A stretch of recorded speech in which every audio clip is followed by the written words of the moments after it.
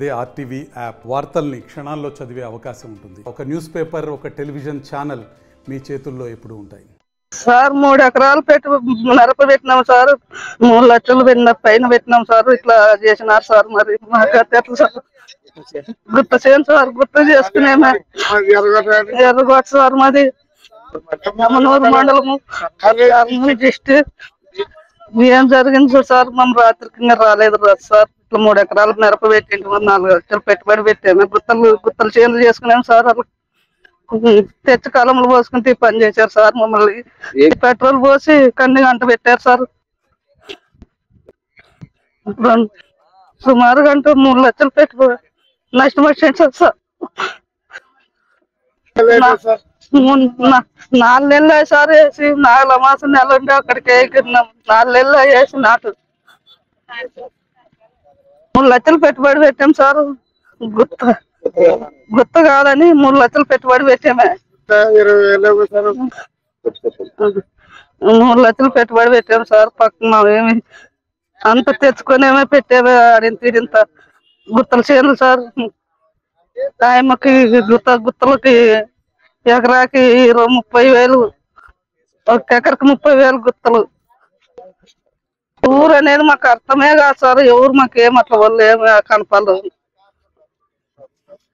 Petrol తంపి అంటించారు sir. Petrol పోసి గెలికి అంటించారు. ఎర్రకోట గ్రామము, ఎమ్మిగినూరు మండలము. నేను 3 ఎకరాల్లో మిర్చి పంట వేసాను సార్.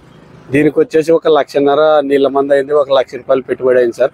50,000 కోతగా పెట్టినాను సార్. మొత్తం 3 లక్షల రూపాయలు పెట్టుబడి పెట్టాను సార్. ఒక 20 రోజుల క్రితం కోత చేతికి వస్తే పంట చేతికి వచ్చింది సార్. తెచ్చి కోత కోసిన తర్వాత తెచ్చి కళ్ళంలో పెట్టి ఆరబోసాం సార్.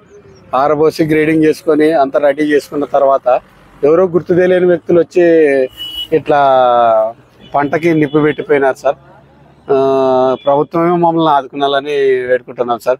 75,000 ఎకరానికి వచ్చేసి 75,000 రూపాయలు పెట్టుబడి వస్తుంది సార్. ఒక 3 ఎకరాలు పెట్టుబడి పెట్టాను సార్. 2.5 లక్షలు పెట్టుబడి అయింది. 50,000 రూపాయలు లేబర్ ఖర్చులు వచ్చినాయి సార్.